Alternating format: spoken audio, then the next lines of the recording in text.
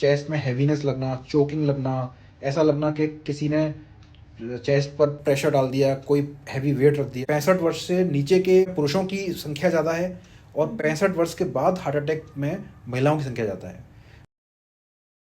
हम तो हंस भी लेते हैं, दिल हमेशा उदास रहता है। दोस्तों, दिल को उदास मत रहने दीजिए। राग दहलवी ने क्या किया ये तो हमें नहीं पता, लेकिन आप अपने दिल का ख्याल रखिए और ये क्या कहना चाहता है ये जरा ध्यान से सुनिए, क्योंकि इसकी उदासी आपको मुश्किल में डाल सकती है।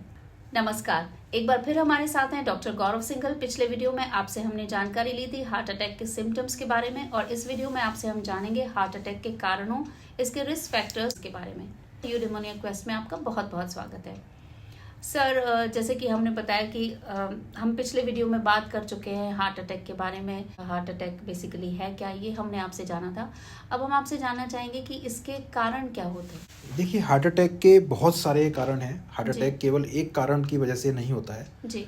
तो मल्टीफैक्टोरियल कारण हो सकते हैं, हम्म। जिसके अंदर सबसे मुख्य जो कारण मैं समझता हूँ वो तंबाकू उत्पादों का सेवन है, जी। जिसमें स्मोकिंग और तंबाकू का जो उपयोग गाँव के अंदर करते हैं, जी। हुक्के के तौर पे करते हैं। जी। कुछ लोग तंबाकू खाते हैं, गुटखा खाते हैं। तो हम्म। ऐसे पेशेंट्स को सबसे ज़्यादा हार्ट अटैक आने की संभावना होती है।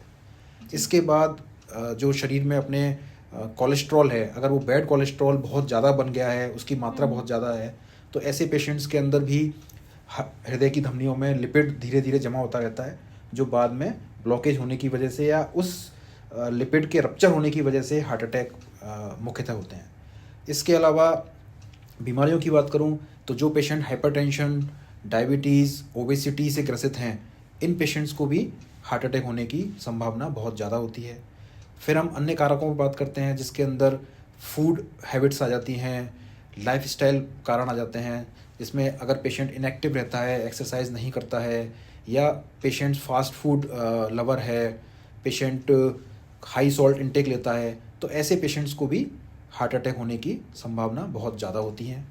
कुछ पेशेंट्स जो जेनेटिक सिंड्रोम से ग्रसित हैं, कुछ फैमिलियल डिसऑर्डर्स होते हैं जिसमें कोलेस्ट्रॉल की मात्रा फैमिली में बढ़ी हुई मिलती है हर बार, तो ऐसे पेशेंट्स को भी हार्ट अटैक होने की चांसेस बहुत ज़्यादा होते हैं।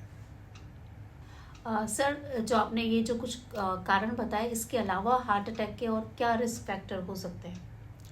देखिए, हार्ट अटैक मैंने आपको पहले बताया कि हार्ट अटैक के जो होने के कारण हैं वो एक कारण से हम हार्ट अटैक को एक्सप्लेन नहीं कर सकते।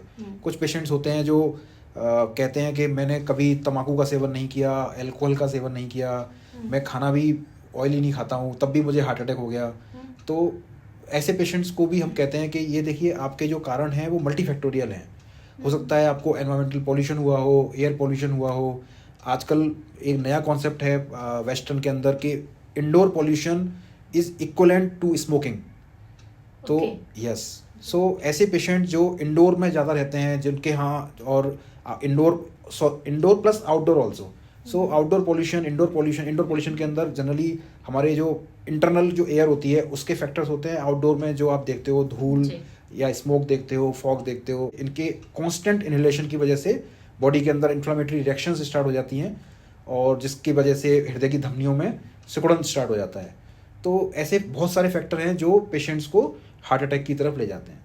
लेकिन जहाँ मैं मुख्य कारणों की बात करूँ तो मुख्य कारण मैं आपको बता चुका हूँ। कुछ बीमारियाँ हैं जो इसके पॉजिटिव फैक्टर भी हैं और रिस्क फैक्टर भी हैं, और कुछ हमारी आदतें हैं जो इसके पॉजिटिव फैक्टर और रिस्क फैक्टर दोनों आते हैं, जिसमें सबसे मुख्यतः जो मुझे लगता है फूड हैबिट और स्मोकिंग, ये सबसे इम्पोर्टेंट हैं, जिनकी वजह से आजकल हार्ट अटैक बढ़ रहा है। वीडियो अच्छा लगा तो लाइक जरूर कीजिए। अगर आपको लगता है कि वीडियो में दी गई जानकारी किसी के लिए उपयोगी हो सकती है तो इसे शेयर करना मत भूलिएगा। हो सकता है आपका एक शेयर किसी की जिंदगी और उनके अपनों की खुशियों को बचा सके। आप हमारे चैनल को सब्सक्राइब भी कर सकते हैं, ताकि चैनल पर अपलोड होने वाले सभी वीडियोस की इन्फॉर्मेशन आपको मिल सके। आपसे फिर मुलाकात होगी, तब तक हंसते रहिए, मुस्कुराते रहिए और सेहत से जुड़ी बातें करते रहिए। नमस्कार।